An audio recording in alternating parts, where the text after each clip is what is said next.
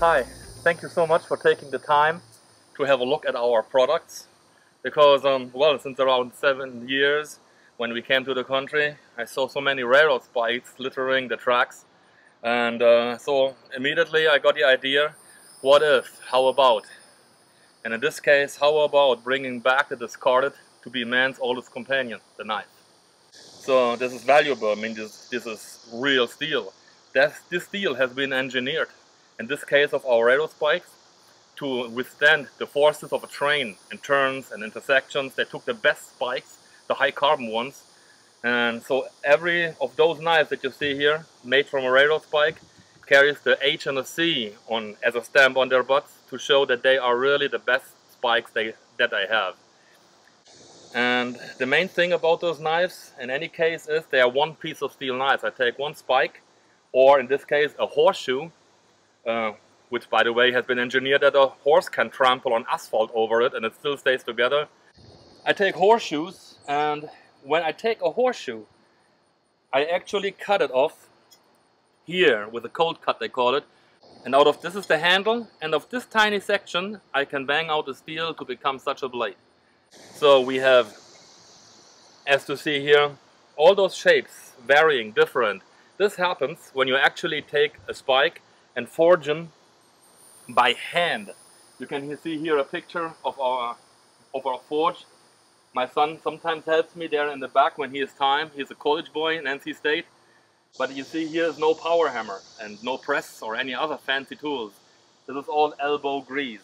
And every blow drives the material in slightly different than the previous one. And so always the shapes are different. Every knife is different than its sibling. It is about the little imperfections that gives the character and the individuality. If I may show you, for example, one of our pride pieces. This is my leather work. I'm doing, of course, myself too, and no machine. Again, every hole, every stitch is done by hand. I do, for example, also railroad spike hatchets, because they have so little weight, only the head, and they have basically no impact force. When I add a handle out of another railroad spike, I have now such a heft behind it. We call them Kindle hatchet. Specialty, attaching because the leather handle allows me to put a snap inside the handle and so connect it with the sheath with just a push. You can take one of those very little spikes, which I don't have here at the moment, the mine spikes, and make a small knifelet. Those get held by 2 fingers in the belly and 1 in the back. The best thing about them is if you put them in the sheath, you can hear a snap.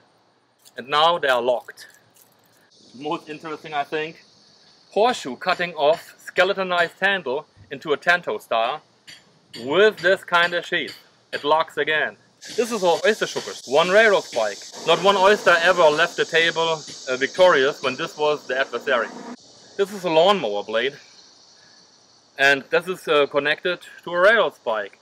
This allows you to rock gently to work vegetables or just cheese or something way less resistful.